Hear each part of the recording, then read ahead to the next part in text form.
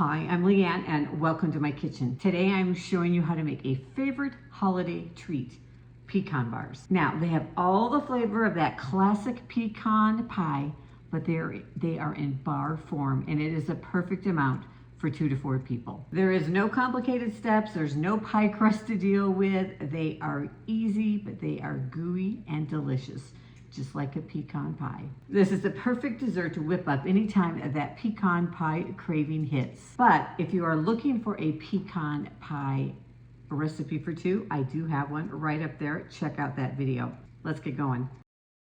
Now, so for our bars today, we're gonna use a 9x5 loaf pan, which I have lined with a parchment sling.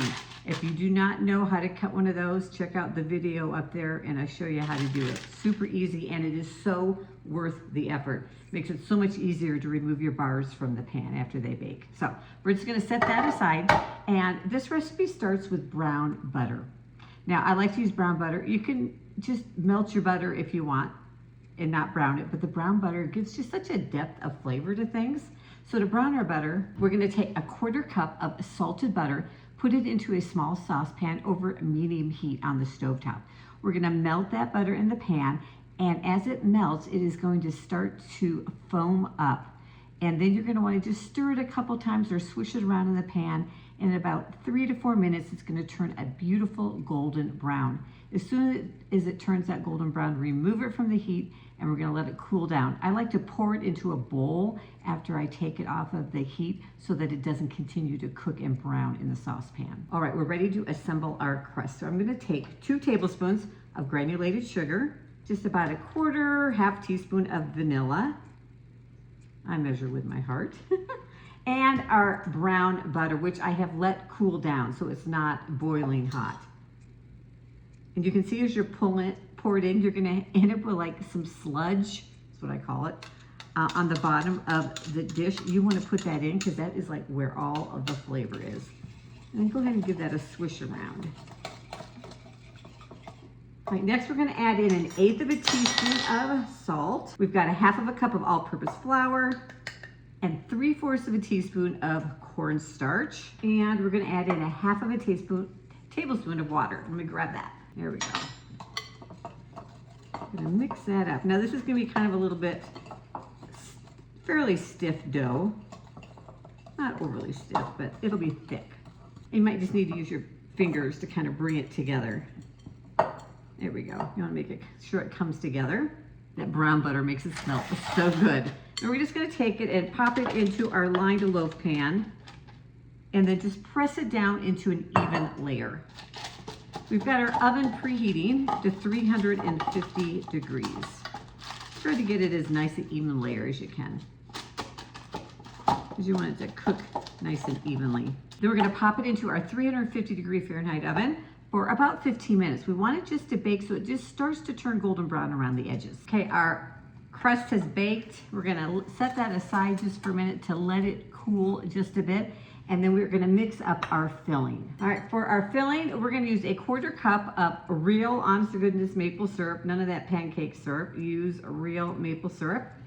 So a 1/4 cup.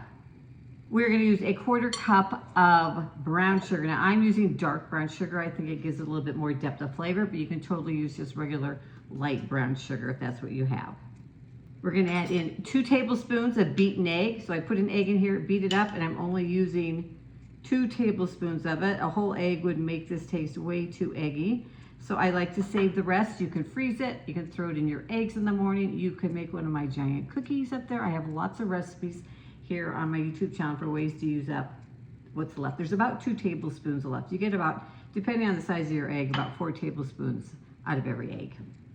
All right, now we're gonna add in a 1/4 teaspoon of salt. And then I have a tablespoon of melted butter. This is salted butter that I am using. So let's go ahead and pour that in and stir that up. This is gonna be that ooey, gooey filling, which we love in pecan pie.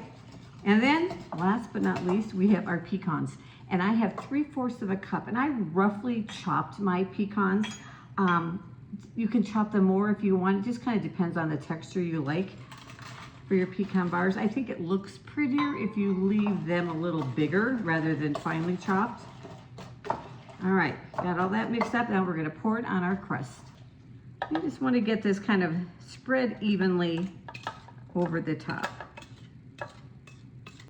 You'll just kind of have to spread it a little bit. Make sure you have a even coating of the pecans. Okay, we're gonna pop this back into that 350-degree Fahrenheit oven for about 25 to 30 minutes. You're gonna cook it until a toothpick comes out clean. Now, if you find check it after about 15 minutes. If you find it is browning a little too quickly, go ahead and put a piece of foil over it. But when you remove it, the toothpick should come out clean and it'll be golden brown. Right, our pecan bars have cooled. Now, if you're in a hurry, you need them to cool a little faster, just pop them in the fridge. That works great. I want you to see how yummy and ooey and gooey that layer is in there. They are so good. I actually like to cut them a little bit smaller because they are rich.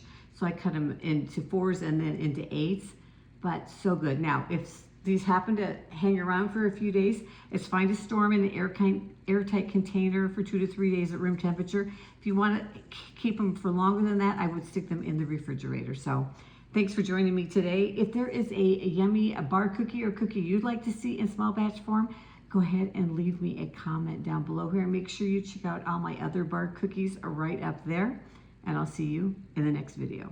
That brown butter makes the flavor of that crust so good.